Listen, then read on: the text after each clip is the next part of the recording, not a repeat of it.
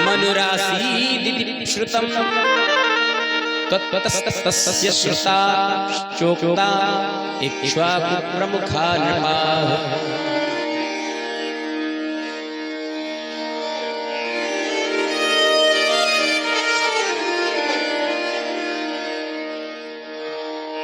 श्री सुखदेव जी महाराज कहते हैं, भगवान नारायण के नाभि कमल से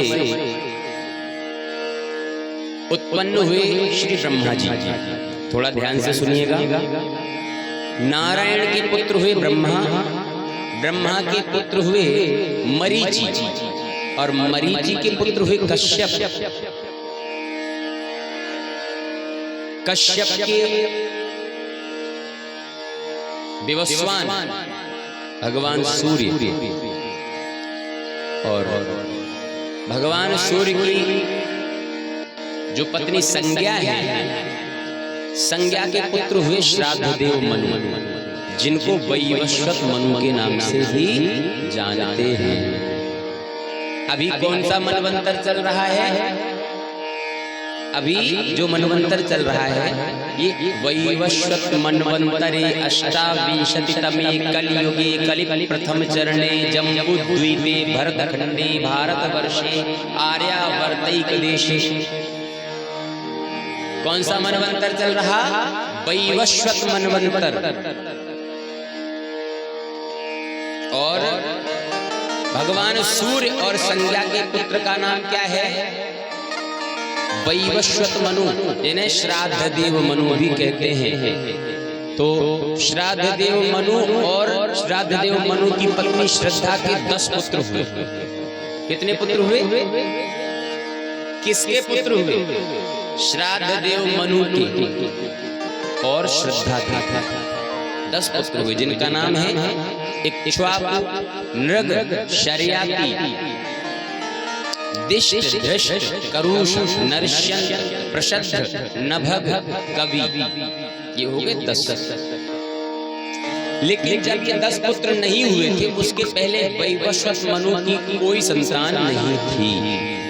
जब ये 10 पुत्र नहीं हुए थे तब वैवस्वत मनु की कोई संतान नहीं थी। तो वशिष्ठ जी ने एक यज्ञ करवाया जिससे कि संतान हो जाए। उस यज्ञ का नाम था मित्रा वरुण यज्ञ। कौन सा यज्ञ था? मित्रा वरुण यज्ञ। और पुत्र प्राप्ति के लिए यह यज्ञ हुआ, लेकिन मनु की पत्नी जो श्रद्धा थी वो चाहती थी कि हमारे बेटा नहीं बेटी हो जाए। पिताजी चाहते कि बेटा हो जाए और माताजी चाहती कि बेटी हो जाए। अब समस्या खड़ी हो गई। तो श्रद्धा ने क्या किया? जो होता थे हवन करने वाले, मंत्र बोलने वाले पंडित जी, एक तो थे यज्ञाचार। तो यज्ञाचार तो आहुति करते नहीं है। यज्ञाचार तो बड़े बड़े मुख्य मंत्र बोल देते हैं, बाकी जो छोटे छोटे मूल मंत्र होते हैं उसके लिए ब्राह्मण बैठे होते हैं, होता बोलते हैं जिनके। तो होता बैठे हुए थे। तो श्राद्ध देव मनु की पत्नी ने क्या किया? वैवस्वत मनु की पत्नी ने क्या किया? श्रद्धा ने होता को पकड़ा पंडित जी को और अकेले में पंडित जी से बोले, सुनो पंडित जी, यज्ञ तो आप कर रहे हो सो अच्छी बात है, लेकिन बेटा नहीं बेटी होना चाहिए। क्या होना चाहिए? बेटी। पंडित जी ने कहा पाप लगेगा। संकल्प किसी दूसरे मंत्र का हुआ है और जाप हवन हम दूसरे मंत्र से करेंगे तो पाप लगेगा।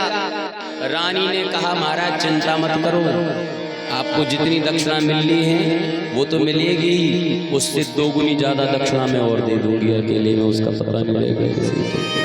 पंडित जी ने कहा दक्षिणा डबल मिल रही है तो फिर स्वाहा मूल्य में क्या जाएगा, बोल देंगे। अब भैया क्या हुआ? जब हवन प्रारंभ हुआ तो वशिष्ठ जी को पता नहीं चला, और होता जो हवन करने वाले मंत्र बोलने वाले थे वहीं के वहीं बगल में कह दे मंत्र बोलते जाएं और वषट्कार का उपयोग करते जाएं। नमः की जगह वषट करते जा रहे हैं, वषट। उसके प्रभाव से क्या हुआ? लड़का की जगह लड़की हो गई, और उस लड़की का नाम क्या पड़ा? इला। क्या नाम पड़ा? इला। जब इला नाम की कन्या हुई तो राजा वैवस्वत मनु ने वशिष्ठ जी से कहा कि गुरुदेव आप तो परम विद्वान हो, हजारों यज्ञ आपने किए हैं, फिर ये इस बार पुत्र के लिए यज्ञ हुआ था, पुत्री कैसे हो? यज्ञ तो हुआ था बेटा के लिए, फिर बेटी कैसे हो गई? तो वशिष्ठ जी ने ध्यान लगा के देखा, यज्ञशाला में वीडियो कैमरा चला रखा था पहले से, ध्यान लगा के देखा, क्या देखा? गड़बड़ी कहाँ हुई है? जब सीसीटीवी कैमरे में देखा तो पता चला ओहो हमारे पंडित जी ने गड़बड़ी की है। और पंडित जी ने गड़बड़ी क्यों की है? रानी के कहने पे, ये भी देख लिया। तो वशिष्ठ जी बोले राजन इसमें हमारी कोई गलती नहीं है, तुम्हारी रानी चाहती थी कि लड़का नहीं लड़की हो, इसलिए तुम्हारी रानी ने हमारे होता से कह दिया था, हमारे पंडित जी से कह दिया था, तो इन्होंने वषट्कार का उपयोग किया जिसके कारण बेटी हुई है, बेटा नहीं हुआ। लेकिन तुम चिंता मत करो, मैं अपने तप बल से इस बेटी को ही बेटा बना दूंगा। बोले भक्तवत्सल भगवान की ऐसे ऐसे ऋषि हो चुके हैं कि पैदा हो गई बेटी और तपस्या के बल से उसी को बेटा बना दिया।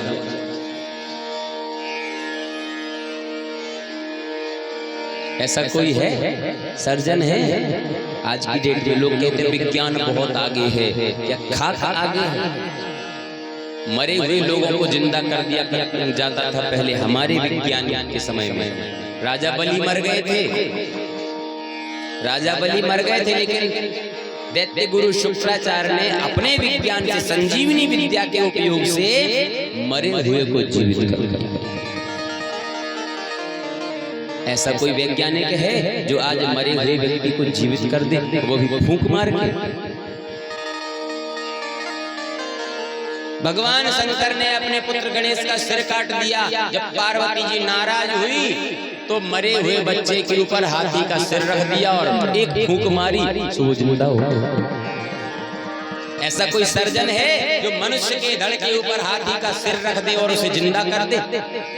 है कोई सर्जन आज? है कोई वैज्ञानिक ऐसा? लेकिन लोग कहते हैं ग्रंथों में क्या रखा, तुम्हारे सनातन धर्म में क्या रखा, वही पुरानी बातों में पड़े हो।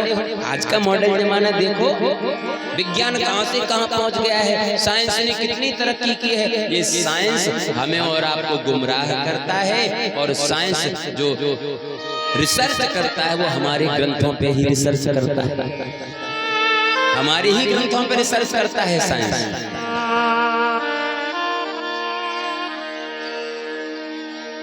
शंकर जी के ससुर को देखो, दक्ष को वीरभद्र ने सिर काट के हवन में स्वाहा कर दिया, मर गया यजमान, यज्ञ का यजमान मर गया, सिर हवन में स्वाहा हो गया।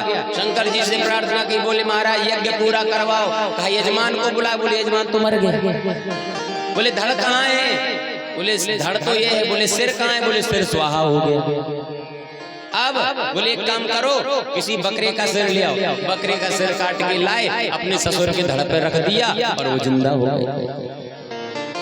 ऐसा कोई सर्जन है? कोई वैज्ञानिक है? यहाँ इला नाम की कन्या ने जन्म लिया, वशिष्ठ जी ने नारायण की तपस्या की, वरदान मांगा इसे लड़की से लड़का बना दो। उसी समय वो इला नाम की लड़की लड़का के रूप में परिवर्तित हो गई और उसका नाम पड़ा सुद्युम्न। क्या नाम पड़ा? सुद्युम्न। लड़की से लड़का बन गया भैया।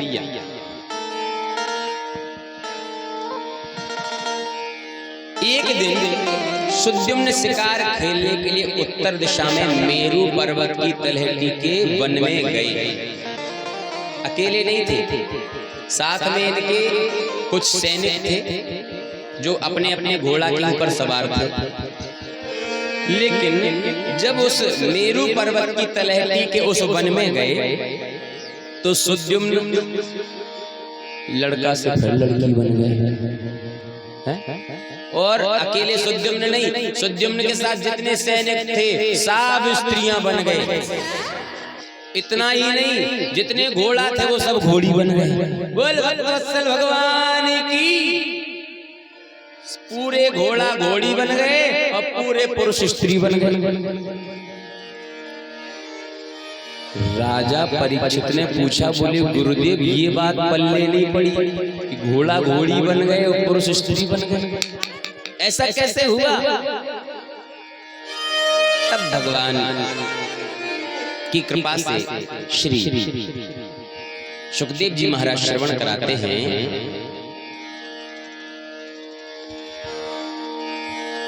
कि एक बार भगवान शंकर और माता पार्वती यही उत्तर दिशा में मेरू पर्वत की तलहटी के इस उपवन में विहार कर रहे थे। भगवान शंकर और पार्वती जी दोनों विहार कर रहे थे। शिव जी की गोदी में पार्वती जी विराजमान थी।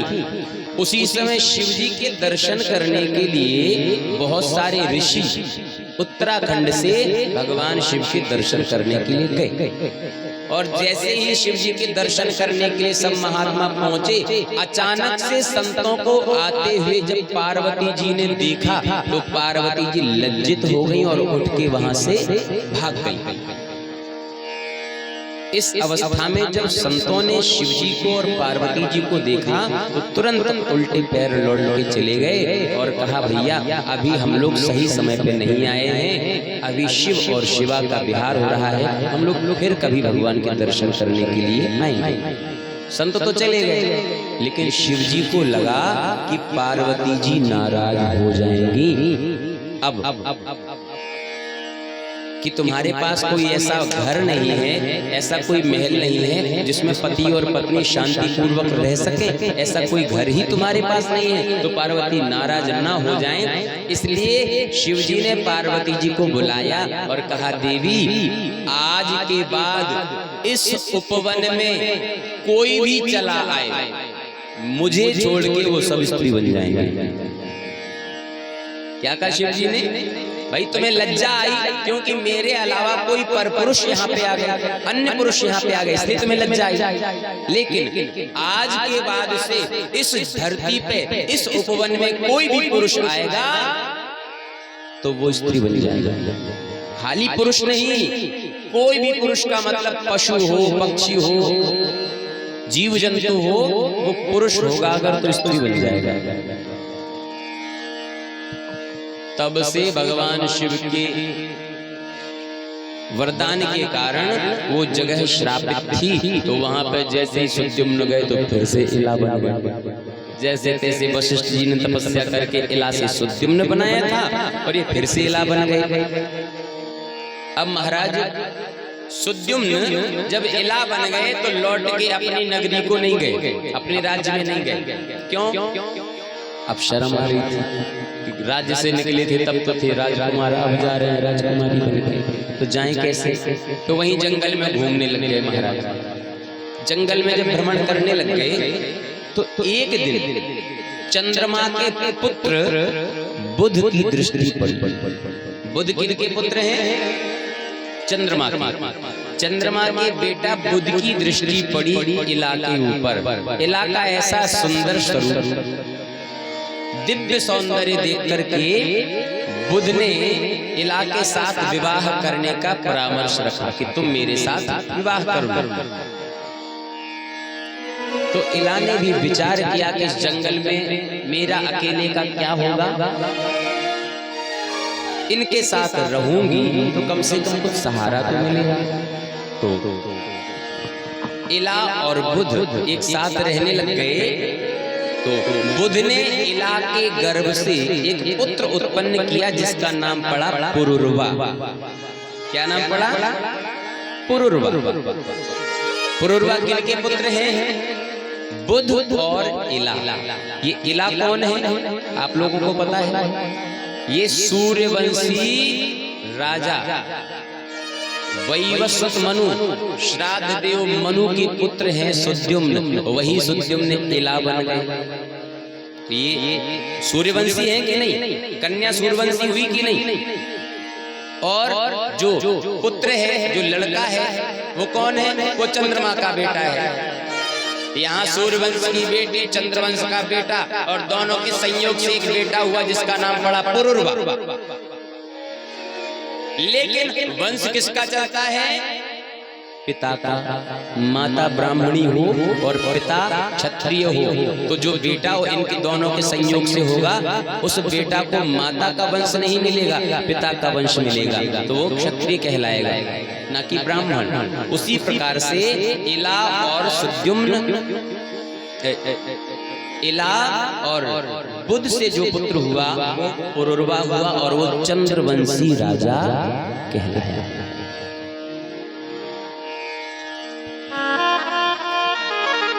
एक दिन इला ने वशिष्ठ जी का स्मरण किया।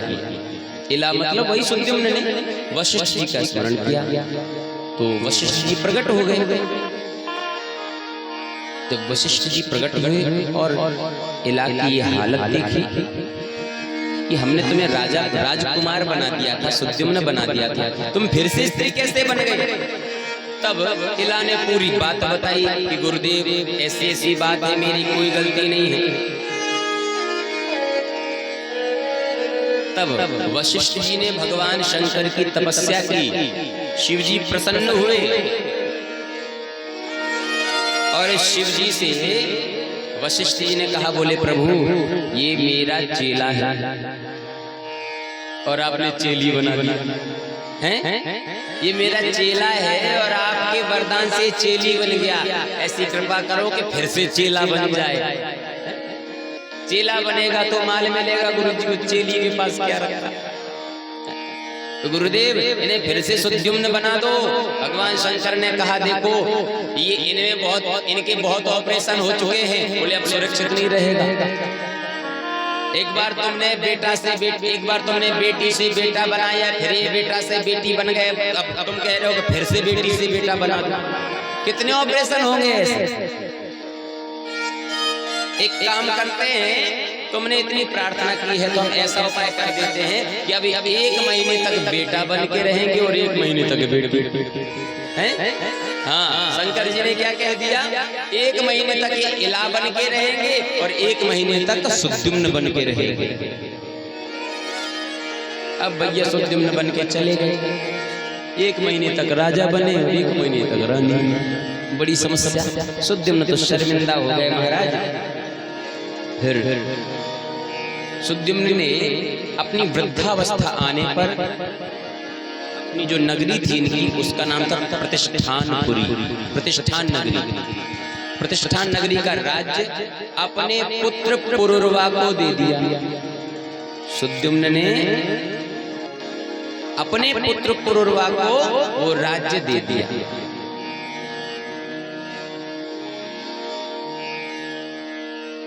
और स्वयं तपस्या करने के लिए वन में चले गए।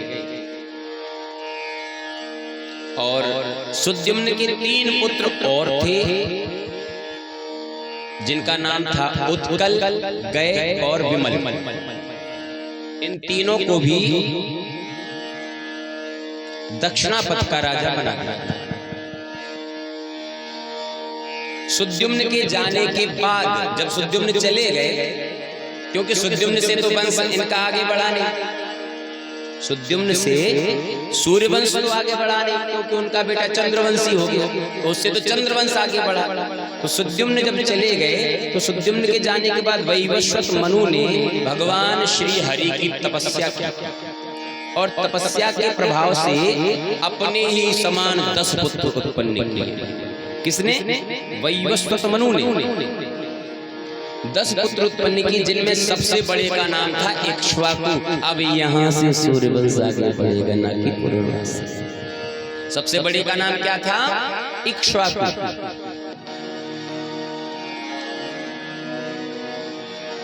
मनु के पुत्रों में एक पुत्र का नाम था प्रशद्र, और प्रशद्र को वशिष्ठ जी ने गायों की सुरक्षा में लगाया था। वशिष्ठ जी की जो गौशाला थी, वहाँ सैकड़ों गायें थी, हजारों गायें थी। उन गायों को कोई बाघ खा ना जाए, कोई सिंह परेशान ना करे, जंगली पशु परेशान ना करे, इसके लिए प्रशद्र को लगा दिया सुरक्षा में। एक दिन की बात, रात्रि का समय, प्रशद्र धनुष बाण लेकर के और हाथ में तलवार लेकर के गायों की सुरक्षा में लगे हुए थे। रात्रि का अंधेरा, मध्य रात्रि, बिजली तड़की, बारिश होने लगी। जब बारिश होने लगी तो अंधेरे में उन गायों के झुंड में एक बाघ घुस आया। गायों के झुंड में एक बाघ घुस आया। बाघ के घुसने से गाय चिल्लाई, गाय को पकड़ लिया। एक बाघ ने गाय को पकड़ लिया तो गाय चिल्लाई। अब अंधेरा था, कुछ दिखाई दे नहीं रहा था, बारिश हो रही थी जोर की। प्रशस्त्र ने सोचा कि गाय को बाघ ने पकड़ लिया है, अब मैं क्या करूं जिससे कि बाघ मर जाए। तो उन्होंने अपनी गाय की रक्षा करने के लिए तलवार चलाई। गाय की रक्षा करने के लिए तलवार चलाई। प्रशस्त्र को लगा कि उन्होंने बाघ के ऊपर तलवार चलाई है, लेकिन उनकी तलवार बाघ के कान को छूते हुए बाघ का कान कट गया। तो बाघ भाग गया, कान कटते ही बाघ भाग गया और जो गाय थी उसका पूरा सिर कट गया। गाय का सिर कट गया। प्रातः काल हुआ, जब प्रशस्त्र ने देखा ये तो बड़ा अपराध हो गया। हम तो सोच रहे थे बाघ मरा होगा, लेकिन ये तो गाय मर गई, मुझसे गौ हत्या हो गई। तो वशिष्ठ जी के पास गए, पूरी बात बताई। वशिष्ठ जी ने कहा तुम क्षत्रिय हो, क्षत्रिय होने के साथ तुम शक्तिशाली भी हो, सब कुछ होते हुए तुमने एक गाय की सुरक्षा नहीं कर पाई। सुरक्षा तो छोड़ो, तुमने जाने अनजाने में उसका वध कर दिया। जाओ तुम शूद्र हो जाओ। तो प्रशस्त्र को शूद्र होने का श्राप वशिष्ठ जी ने दे दिया। तब से प्रशस्त्र शूद्र रूप ही धारण करके जंगल में रहने लगे और भगवान के चरणों में ध्यान लगाने लगे, तपस्या करने लगे, भजन पूजन करने लग गए और अंत में भगवत भक्ति को प्राप्त होकर के भगवान के दर्शन करके मोक्ष को प्राप्त किया।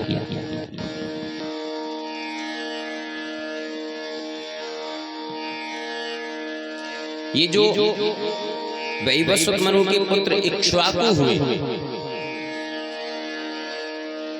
इक्ष्वाकु नृग शर्याती, इक्ष्वाकु के वंश में राजा नृग हुए जो बड़े दानी थे।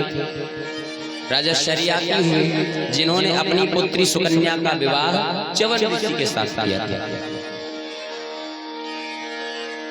और इन्हीं के वंश में खट्वांगा दीर्घ बाहुश्च रघुस्तस्मात् प्रथुश्रवा। खट्वांगा दीर्घ बाहुश्च रघुस्तस्मात् प्रथुश्रवा। अजस्रतो महाराज, अजस्रतो महाराज, तस्मात् दशरथो भव, तस्मात् दशरथो भव।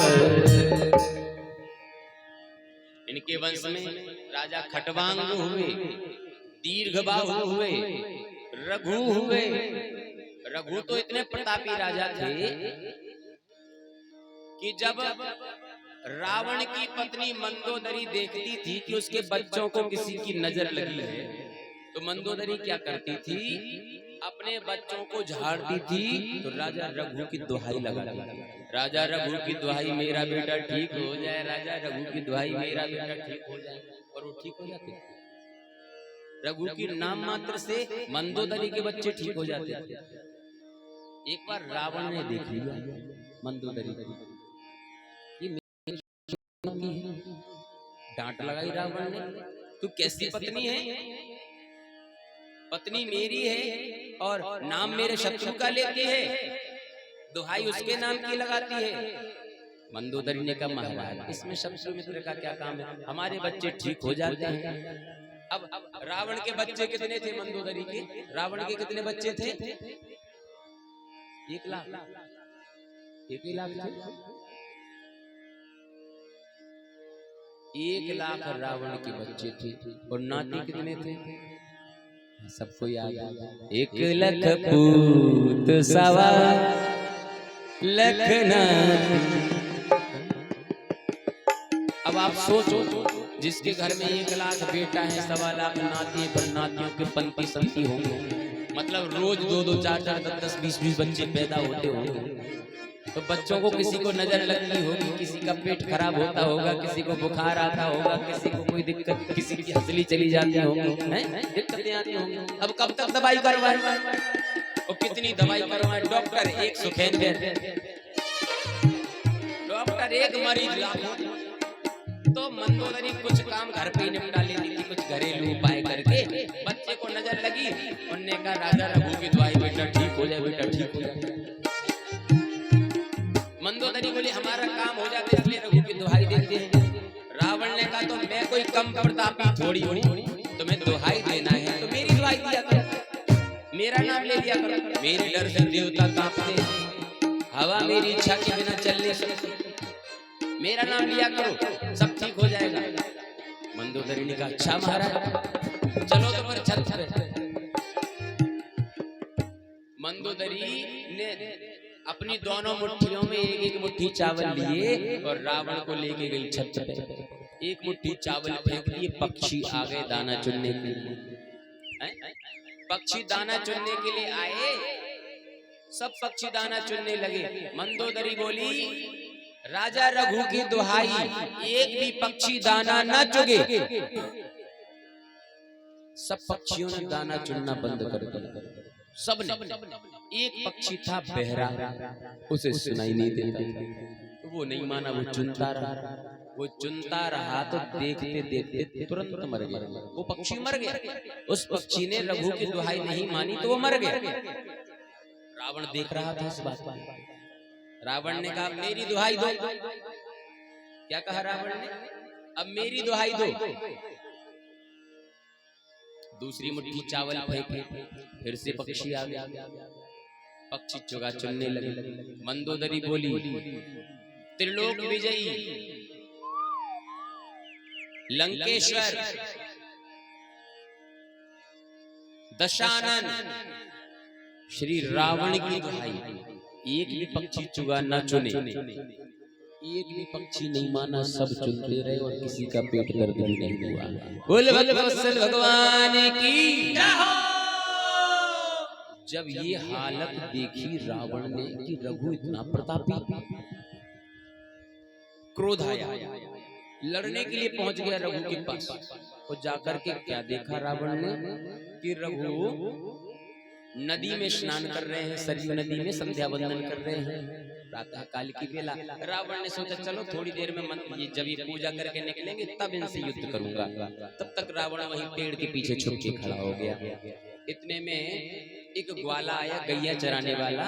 उसने रघु से कहा, बोले महाराज जल्दी चलो, जंगल में सिंह आ गया है, वो सभी गायों को मार देगा। अब रघु उस समय बोल नहीं रहे थे क्योंकि वो पाठ कर रहे थे, सूर्य भगवान की आराधना कर रहे थे। अब उस समय वो बोले नहीं। उन्होंने इशारा कर दिया उस ग्वाले से कि तुम जाओ। इशारे में कहा कि तुम जाओ, और हाथ में पानी लिया और किनारे पे फेंक दिया। 3 घंटे के बाद जब उनकी पूजा पूरी हुई, नदी के किनारे पे आए, अपने वस्त्र पहने, तब रावण आया सामने। और रावण ने कहा रघु, हमने तो सुना था तुम बड़े प्रजापालक हो, बड़े वीर हो, बड़े शक्तिशाली हो, बड़े धर्मात्मा हो, तुम तो ढोंगी हो। रघु ने कहा हम ढोंगी क्यों हैं महाराज? बोले इसलिए जब तुम्हें पता चल गया था कि जंगल में गायों को मारने के लिए सिंह आया है, तो सिंह के डर के मारे तुम भजन करने का नाटक करते रहे, सरयू जी में दुखी खड़े रहे। अरे तुम्हें तो गायों की रक्षा करने के लिए जाना चाहिए था। रघु ने कहा देखो लंकापति, ऐसा है जब तक हम नदी से निकलते, कपड़े पहनते, रथ पे बैठते, जंगल में पहुंचते, तब तक तो सिंह पता नहीं कितनी गायों को मार देता कि नहीं। बोले फिर रघु ने कहा इसलिए हमने सिंह को यही खड़े खड़े मार दिया। कैसे मार दिया? बोले हाथ में पानी लेके हमने सिर्फ इतना कहा कि अगर हमने अपने संतान में और प्रजा में कोई फर्क न किया हो तो सिंह मर जाए और गैया बच जाए। रावण बोला आहा, ऐसे तो हमने बहुत देखे हैं, दूर दूर से डींगे मारने वाले, दूर दूर से बातें करने वाले, सिंह के सामने जाने की हिम्मत नहीं थी, इसलिए यहीं से पानी फेंक रहे हो। राजा रघु बोले तो जाके देख लो, जंगल में खुद जाके देख लो, सिंह मरा पड़ा होगा, गायों की रक्षा हो चुकी है। अब महाराज रावण को विश्वास नहीं हुआ तो रावण गया जंगल में देखने के लिए। जब रावण ने देखा कि यहाँ तो सिंह मरा पड़ा है, न बाण का निशान न तलवार का निशान, एक भी घाव सिंह के ऊपर नहीं, और सिंह मरा पड़ा है, गैया हरी हरी घास चर रही। अब रावण ने सोचा जो व्यक्ति हाथ में पानी लेकर फेंक के इतने दूर का सिंह मार सकता है, और सामने होके अगर उससे लड़ा जाए तो पता नहीं क्या करते हैं। वहीं से रावण उल्टे पैर लौट गया, फिर नहीं गया लड़ने के लिए। बोले भक्तवत्सल भगवान की जय हो। राजा रघु की ऐसी कीर्ति फैली, ऐसी कीर्ति फैली कि सूर्य वंश को रघुवंश का नाम प्राप्त हो गया। रघुवंश के नाम से प्रचलित हो गया सूर्यवंश। रघुस्तस्मात् पृथुश्रवा अजस्ततो महाराजस्तस्मात् दशरथो भवत्। अज हुए और आज के श्री दशरथ जी हुए। अगर विस्तार से कथाएं की जाएं, हरि अनंत हरि कथा अनंता, हरि अनंत हरि कथा अनंता,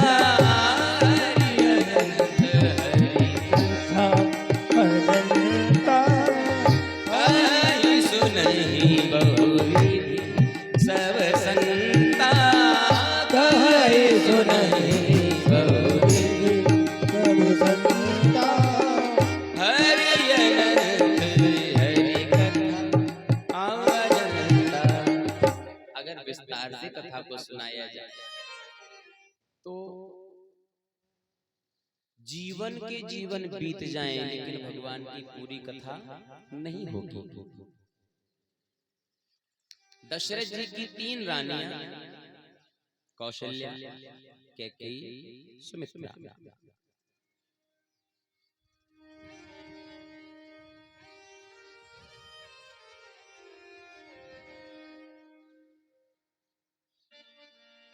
एक बार भूपति मन माही,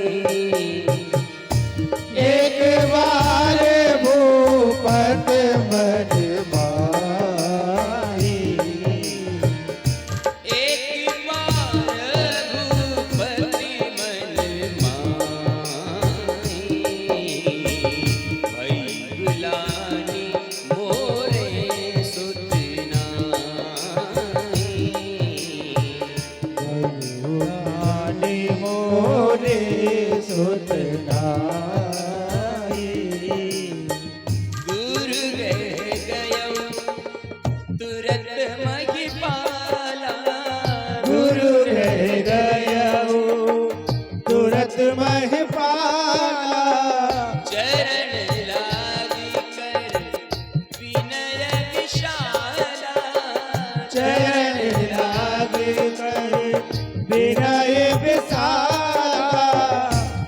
एक बार भूपति मन माही, भई गुलानी मोरे सुतना। तुलसीदास जी ने लिखा है कि राजा दशरथ के मन में सिर्फ एक बार गिलानी हुई, वो भी कब? बुढ़ापे, चौथेपन। क्या गिलानी हुई? कि मेरे बेटा हो जाए। बेटा क्यों नहीं? एक बात बताओ, विवाह के बाद 2-4 साल निकल जाएं और बच्चे ना हो तो लोग वैद्य, हकीम, डॉक्टर सबके पास जाना शुरू कर देते हैं कि नहीं? 2-4 साल अगर बच्चे ना हो तो लोग वैद्य हकीमों के पास जाना शुरू कर देते हैं। इनकी तो 3-3 रानियां थी, बच्चे नहीं थे। अन्य रामायणों में तो 7,000 और 13,000 रानियों तक का भी वर्णन है, लेकिन तुलसीकृत रामायण में 3 रानियों का वर्णन है। 3-3 रानियां होने के बाद एक भी बच्चा नहीं, तो क्या इनके विवाह के बाद इन्हें 2-4-10 साल बाद चिंता नहीं हुई होगी कि बेटा हो जाए? जरूर हुई होगी। फिर तुलसीदास जी ने झूठ क्यों लिखा कि एक बार भूपति मन माही, भई गुलानी मोरे सुतना? सिर्फ एक बार क्यों लिखा? बार बार लिख देते, बार बार भूपति मन माही, भई गुलानी मोरे सुतना, क्यों नहीं लिखा? एक बार क्यों लिखा? एक समय की बात है, देवासुर संग्राम के लिए देवताओं ने दशरथ जी को बुलाया। हे दशरथ जी, आप हमारी तरफ से युद्ध करो, राक्षसों ने आक्रमण कर दिया। तो दशरथ जी शरीर स्वर्ग गए। लोग कहते हैं बिना मरे स्वर्ग नहीं मिलता, लेकिन दशरथ जी कई बार बिना मरे स्वर्ग गए। अकेले दशरथ जी नहीं, सूर्य वंश के कई प्रतापी राजा शरीर स्वर्ग गए और देवताओं की तरफ से युद्ध किया, दैत्यों को परास्त किया। ऐसे परंपरा क्रम दशरथ जी युद्ध करने गए, जीत गए, विजयश्री प्राप्त हुई। तो इंद्र ने दशरथ जी को सिंहासन पे बिठाया स्वर्ग में और उनका स्वागत किया। पारिजात के पुष्पों की माला पहनाई। जब सभा विराम हुई तो दशरथ जी उस माला को वहीं सिंहासन पर रख के अपने कैकेयी के भवन में अयोध्या में आ गए। जैसे कैकेयी के भवन में घुसे तो कैकेयी को खुशबू आई किस चीज की? जो पुष्पों की माला दशरथ जी ने पहनी थी। अब माला तो छोड़ के आए थे, लेकिन उन पुष्पों के मर्दन से उनके वस्त्रों में वो सुगंधी आ रही थी। कैकेयी ने पूछा, महाराज सुगंधी किस चीज की है? दशरथ जी ने कहा, ये सुगंधी तो पारिजात के पुष्पों की है।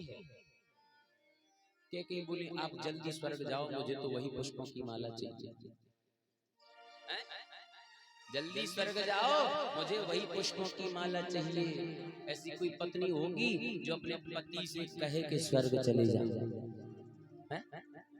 होगी ऐसी कोई पत्नी अपने पति से कहते कि स्वर्ग चले जाओ? लेकिन कैकेयी ने कहा कि चले जाओ स्वर्ग और हमारे लिए माला लेके आओ। दशरथ जी भी कैकेयी को बहुत प्रेम करते थे, तो वे चले गए। जब तक वो स्वर्ग गए तब तक सभा तो विश्राम हो चुकी थी। स्वर्ग की उस सभा की साफ सफाई चल रही थी। जिस सिंहासन पर दशरथ जी बैठे थे उस सिंहासन को गंगा जल से धोया जा रहा था, बाकी किसी सिंहासन को नहीं। तो दशरथ जी ने सेवकों से पूछा कि भैया इस सिंहासन को क्यों धो रहे हो, बाकी किसी को क्यों नहीं? उन सेवकों ने कहा, बोले महाराज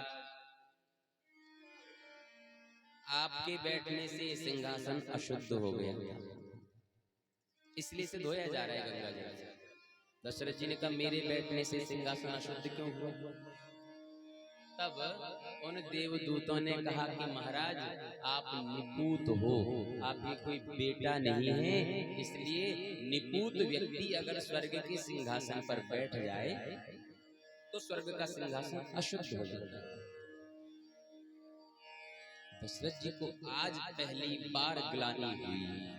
अभी तक चिंता नहीं थी, होगा सो होगा, नहीं होगा सो कोई बात नहीं, लेकिन अब पहली बार ग्लानि हुई कि मेरे बेटा नहीं है इसलिए स्वर्ग का सिंहासन अशुद्ध हो गया। आज तो मेरी भुजाओं में बल है, आज मेरी भुजाओं में बल है, इसलिए स्वर्ग में मेरा सम्मान हो रहा है, लेकिन कल जब मैं मर जाऊंगा, मेरे पास शरीर नहीं होगा, भुजाएं नहीं होंगी, तो स्वर्ग में मुझे स्थान नहीं मिलेगा।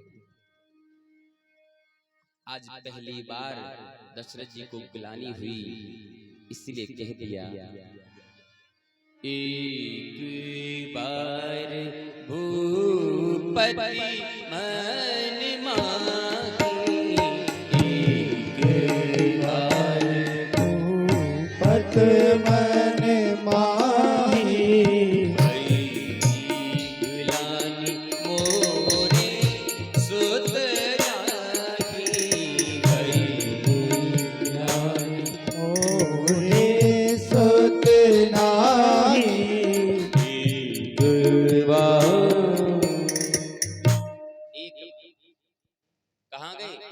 लौटे वहां से। अब कैकेयी के महल में नहीं गए, अकेले थे, अकेले ही वशिष्ठ जी के पास चले गए, सीधे गुरु जी के पास। ना सेना, ना हाथी घोड़ा, ना मंत्री, ना उपमंत्री, अकेले चले गए गुरु जी के चरणों में गिर गए। बोले, गुरुदेव क्या मेरे मरने के बाद अयोध्या का सिंहासन खाली रहेगा? वशिष्ठ जी बोले, क्या चाहते हो? दशरथ जी बोले, अब तो हम चाहते हैं कि कोई उत्तराधिकारी मिल जाए, एक अयोध्या का कुलदीपक आ जाए प्रभु।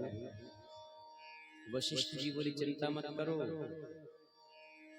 धरहु धीर होई है सुत चारी। धरा हो धीर हुई है सुत चारी। त्रिभुवन विदित भगत भय भारी। त्रिभुवन विदित भगत बलिहारी। श्रृंगी ऋषि वशिष्ठ बुलावा। श्रृंगी ऋषि वशिष्ठ बुलावा। पुत्र नाम शुभ यज्ञ करावा। पुत्र काम शुभ यज्ञ करावा। धरहु धीर होई है सुत चारी। त्रिभुवन विदित भगत भय भारी। त्रिभुवन विदित भगत भय भारी। धैर्य धारण करो। एक नहीं, दो नहीं, चार चार बेटा होंगे। श्रृंगी ऋषि को बुलाया और यज्ञ किया। पुत्र कामेष्टि यज्ञ। प्रगटे अग्नि चरु करली ने। अग्नि देवता प्रकट हुए खीर का कलश लेकर के। वशिष्ठ जी ने दशरथ जी को दिया और कहा तीनों रानियों में बराबर बराबर बांट दो। गुरु जी ने क्या कहा कि तीनों रानियों में बराबर बराबर बांट दो। लेकिन दशरथ जी ने क्या किया?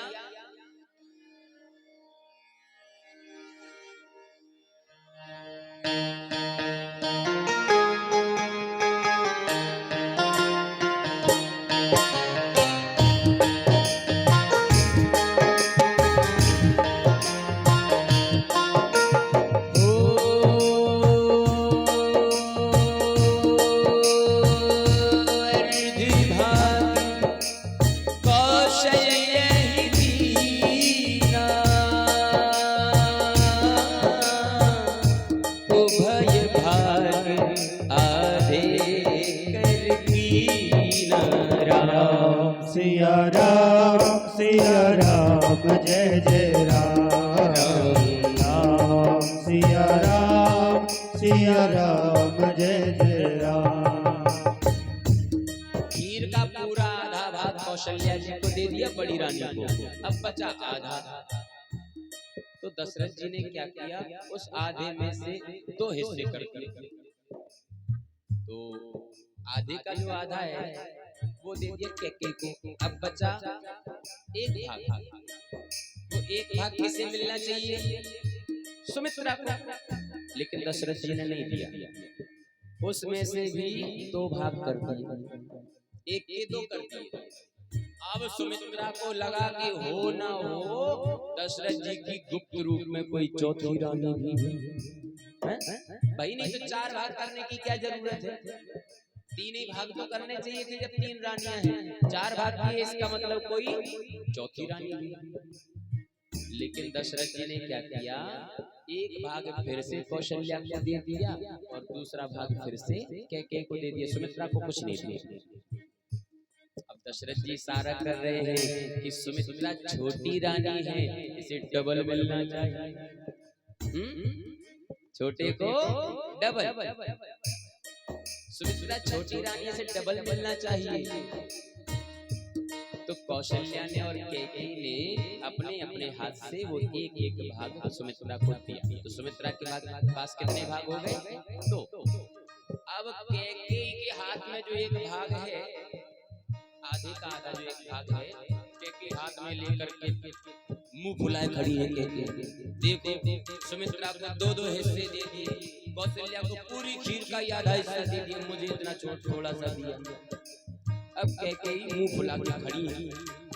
इतने में एक चील आया और उनके हाथ में से उस भाग को भी उठा के ले गया। अब कैकेयी का हाथ खाली। अब कोई नहीं बचा हाथ में। अब कैकेयी परेशान रोने लगी। कौशल्या बोली चिंता मत करो, मेरे पास खीर का पूरा आधा भाग है, इसमें से एक भाग तुम ले लो, एक भाग हम ले लेंगे। कौशल्या ने अपने भाग में से एक भाग कैकेयी को दिया। इन तीनों रानियों ने अपने अपने भाग ग्रहण किए। जो चील उड़ा करके ले गया है जिस खीर को, आंजनेय पर्वत पे अंजनी माता अपने आंचल को फैला करके खड़ी हैं और शंकर जी की तपस्या कर रही हैं। हे भोले बाबा, आप ऐसी कृपा करो कि मेरी भी गोदी भर जाए, मुझे भी एक सुंदर पुत्र की प्राप्ति हो जाए। तो भगवान शिव की कृपा से वो जो खीर का दोना है उस चील के मुख से छूट गया। चील के मुख से छूटा, शिव जी ने पवन देव को आदेश दिया, है पवन देव, एक खीर का दोना नीचे नहीं गिरना चाहिए, अंजनी माता के पास जाना चाहिए। उसी समय शिव जी के आदेश से पवन देव ने उस खीर के दोना को ले जा करके अंजनी माता के आंचल में डाल दिया। लेकिन अभी अंजनी माता की नींद नहीं खुली, जो समाधि लगी है वो नहीं खुली। तो पवन देव ने क्या किया, वायु का रूप धारण किया और अंजनी माता के कान में से जाके गर्भ में प्रवेश कर दिया। पवन देव कान में से जाके गर्भ में प्रवेश जब किए, उसी समय अंजनी माता की समाधि भंग हो गई। कौन है? उसी समय बाहर आकर के पवन देव खड़े हो जाते हैं और कहते हैं, माता, ये शिव जी का प्रसाद है, इसे ग्रहण करो और आपका जो पुत्र होगा मेरे समान बलवान होगा, मेरी गति के समान उड़ने वाला होगा और शिव जी का अंश होगा, रुद्रावतार कहलाएगा, परम पराक्रमी होगा, राम जी का भक्त होगा और अजर अमर होने वाला होगा। चैत्र सुदी पूर्णिमा को अंजनी माता के यहाँ अंजना नंदन प्रभंजन कुमार श्री हनुमान जी महाराज प्रकट हो जाते हैं। बोले श्री हनुमान जी महाराज की जय हो। और यहाँ क्या हुआ, जो रानियों ने खीर खाई है,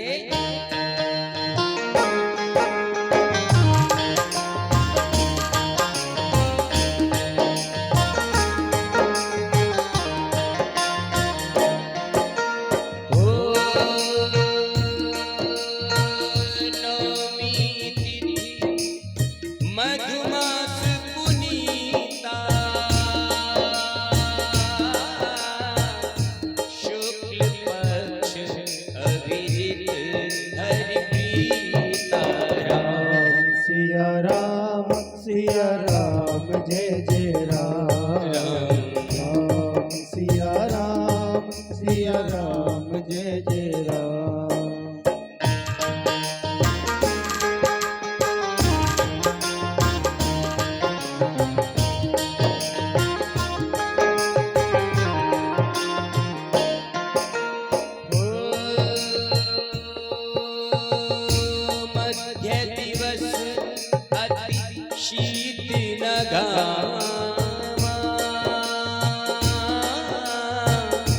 पावन काल लोक विश्राम राम। सिया राम सिया राम जय जय राम, राम सिया राम जय जय राम। राम सिया राम जय जय राम, राम सिया राम जय जय राम। राम सिया राम जय जय राम, राम सिया राम जय जय राम। राम सिया राम जय जय राम, राम सिया राम जय जय राम। राम सिया राम जय जय राम, राम सिया राम जय जय राम।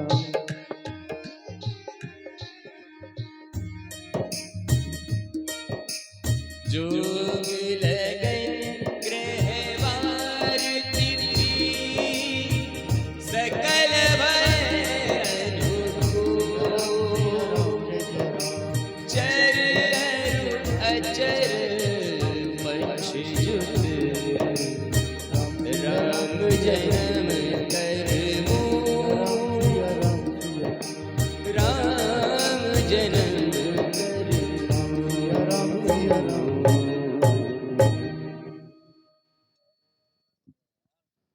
भगवान राम कौशल्या के यहाँ प्रकट होकर के आते हैं। भय प्रगट कृपाला दीन दयाला कौशल्या हितकारी हर्षित महतारी मुनि मनहारी अद्भुत रूप निहारी भय प्रगट कृपाला दीन दयाला कौशल्या हितकारी भय प्रगट कृपाला जन्म नहीं लिया है भगवान ने, प्रकट हुए। बोले राघवेंद्र सरकार की जय हो। अच्छा, कितने लोगों को राम जी के जन्म की प्रसन्नता हुई है कि आपकी जयकारा से पता चला। सिंगार तो सिंगार, सट्टा तक आवाज जाना चाहिए आप सब लोगों की जयकारा। ठीक है, जाएगी पक्का। देखते हैं। बोले राघवेंद्र सरकार की, बोले राघवेंद्र सरकार की, बोले राघवेंद्र। ए बदमाशी नहीं, बिना माइक के। अच्छा सुट्टा के बैठे हैं। अच्छा, अपने गांव की इज्जत बचा रहे हैं। जरा जोर से बोले राघवेंद्र सरकार की। दम तो आया है भगवान के जन्म से, लेकिन भगवान प्रकट हुए हैं। भय प्रकट कृपाला दीन दयाल कौशल्या हितकारी हर्षित महतारी मुनि मनहारी अद्भुत रूप निहारी। मतलब साधारण रूप नहीं लिया भगवान ने, अद्भुत रूप। शंख चक्र गदा पद्म धारण करके चार भुजा नाथ बन के भगवान प्रकट हुए, खूब लंबे चौड़े। जैसे ही भगवान का यह दिव्य रूप का दर्शन कौशल्या ने किया, हाथ जोड़ करके कहने लगे, माता पुनि बोली सोमति डोली तजहु तात यह रूप। माता पुनि बोली, हे प्रभु आप कौन हो? भगवान बोले पहचानो, दशरथ जी और आप पिछले जन्म में मनु और शत्रुपा थे। तो मनु और शत्रुपा ने अखंड तप किया था, मेरी तपस्या की थी, मुझे प्राप्त किया। और मैंने जब कहा कि वरदान मांग लो,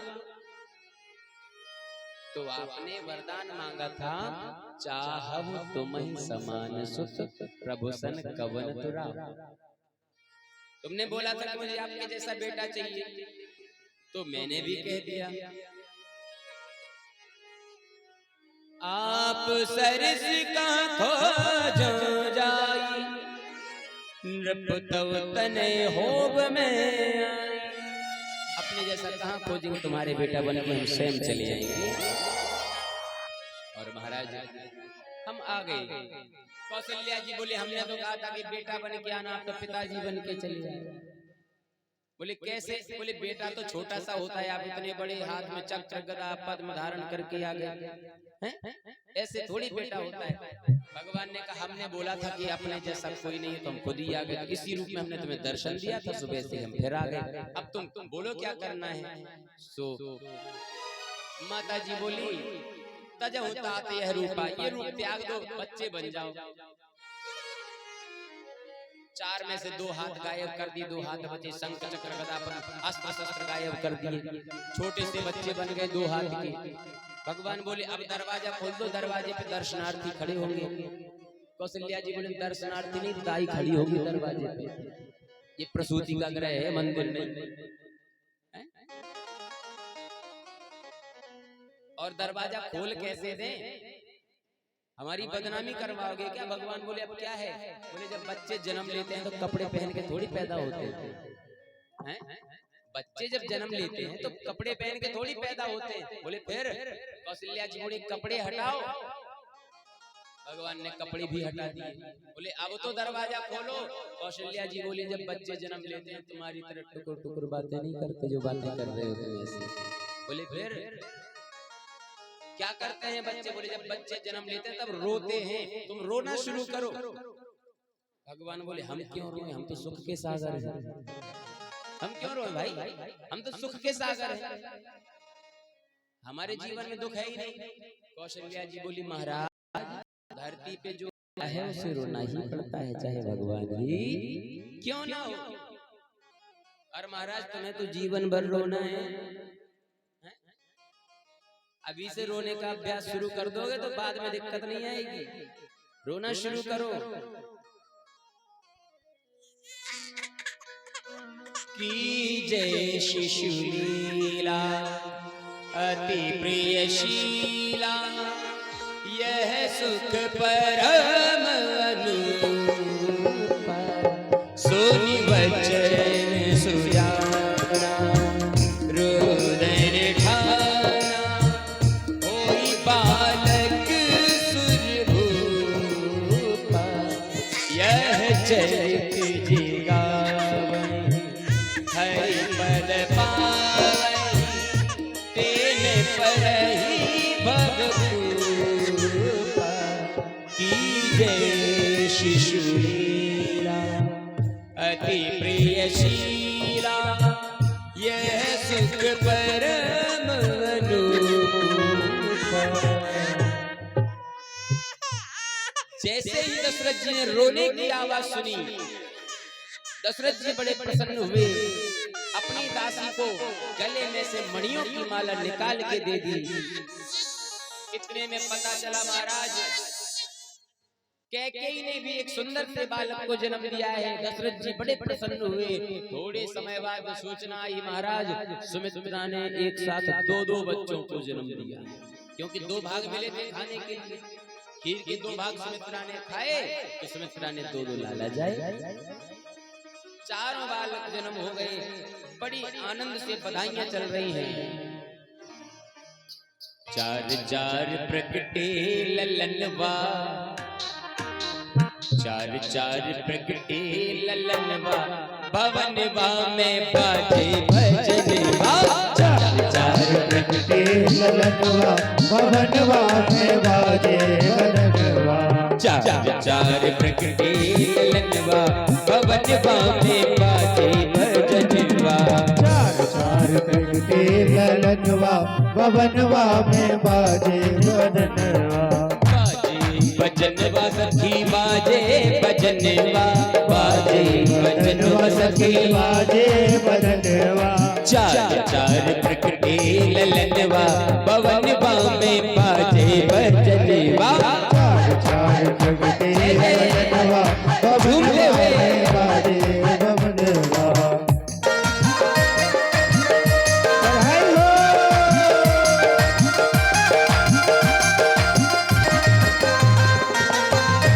बोले चारों भैयन की जय हो।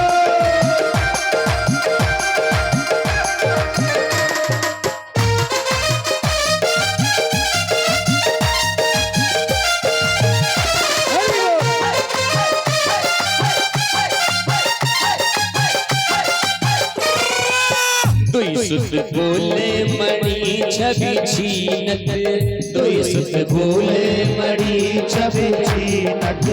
दुई सुत बोले मणि छवि छीनत, दुई सुत बोले मणि छवि छीनत। और दो सुत कंचन बरनवा, दो सुत कंचन बरनवा, भवनवा में बाजे भजनवा। चार चार प्रगटे ललनवा, भवनवा में बाजे भजनवा। चार चार प्रगटे ललनवा, भवनवा में बाजे भजनवा। चार चार प्रगटे ललनवा, भवनवा में बाजे भजनवा।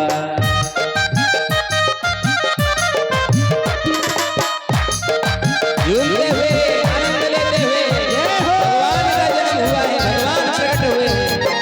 बधाई हो।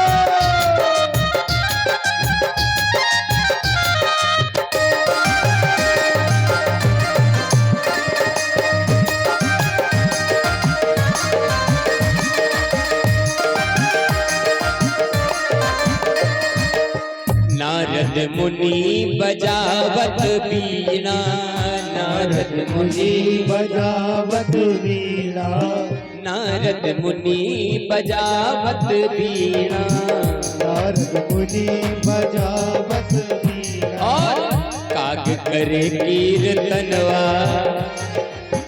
काग करे कीर्तनवा, पवनवा में बाजे भजनवा, चार चार प्रगटे ललनवा, पवनवा में बाजत बदनवा, चार चार प्रगटे ललनवा, पवनवा में बाजे भजनवा, चार चार प्रगटे ललनवा, पवनवा में बाजत बदनवा, चार चार प्रगटे ललनवा, पवनवा में बाजे भजनवा, चार चार प्रगटे ललनवा, पवनवा में बाजे भजनवा, चार चार प्रगटे ललनवा, पवनवा में बाजे भजनवा, चार चार प्रगटे ललनवा, पवनवा में बाजे भजनवा, चार चार प्रगटे ललनवा, पवनवा में बाजे भजनवा, चार चार प्रगटे ललनवा, पवनवा में बाजे भजनवा।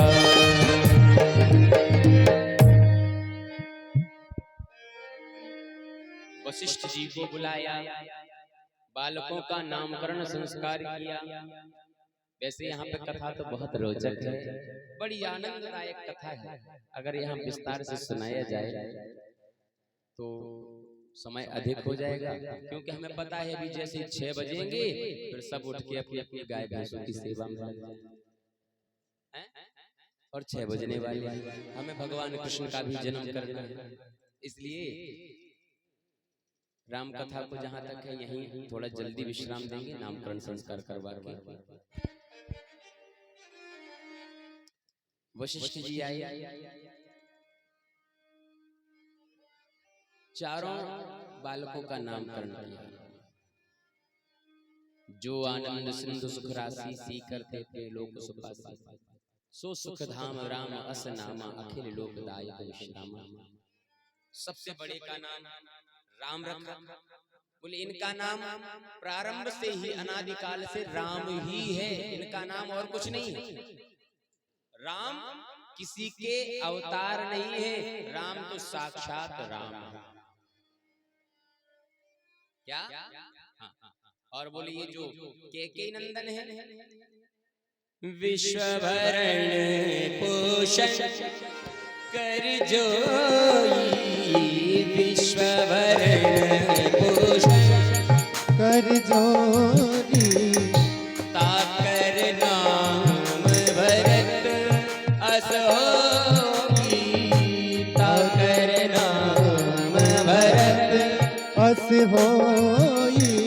वशिष्ठ जी कहते हैं जो विश्व का भरण पोषण करते हैं भगवान विष्णु, विश्व का भरण पोषण करने का काम किसका है? भगवान विष्णु का। तो विष्णु भगवान के जो अवतार हैं वो हैं श्री भरत जी महाराज। जाके सुमिरन रिपुनासा नाम शत्रुघ्न प्रकाशा। बोले जिनके स्मरण मात्र से शत्रुओं का संहार हो जाता है। कौन? भगवान शंकर। संहारक कौन है? शिव जी। बोले शिव जी के जो अवतार श्री शत्रुघ्न जी हैं, इनका नाम रखते हैं शत्रुघ्न। लक्षण राम राम प्रिय सकल जगत आरा, गुरु वशिष्ठ तेरा था, लक्ष्मण नाम उदार, लक्ष्मण नाम उदार।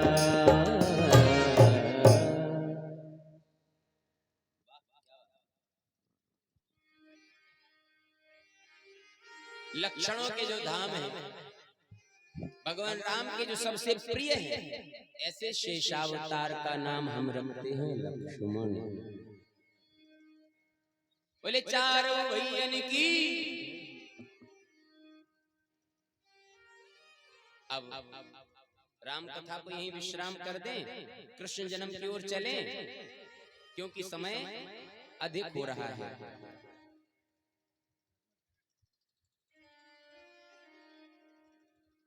6 बजने वाले हैं, 10 मिनट कम है, तो सब लोग पक्का। अच्छा, अब राम कथा को विश्राम करके कृष्ण जन्म की जल्दी कथा से कितने लोग सुनना चाहते हैं? बे हाथ खड़े, सब हाथ खड़े खड़े। अच्छा, सब चाहते हैं। कुछ लोग सोच रहे हैं महाराज राम कथा हो रही तो राम ही कथा हो जाए, कुछ सोच रहे हैं महाराज भैंसे बनी घरे थोड़ी जल्दी हो जाए। बोल भक्तवत्सल भगवान की जय हो। चलिए राम कथा को यहीं विश्राम देंगे।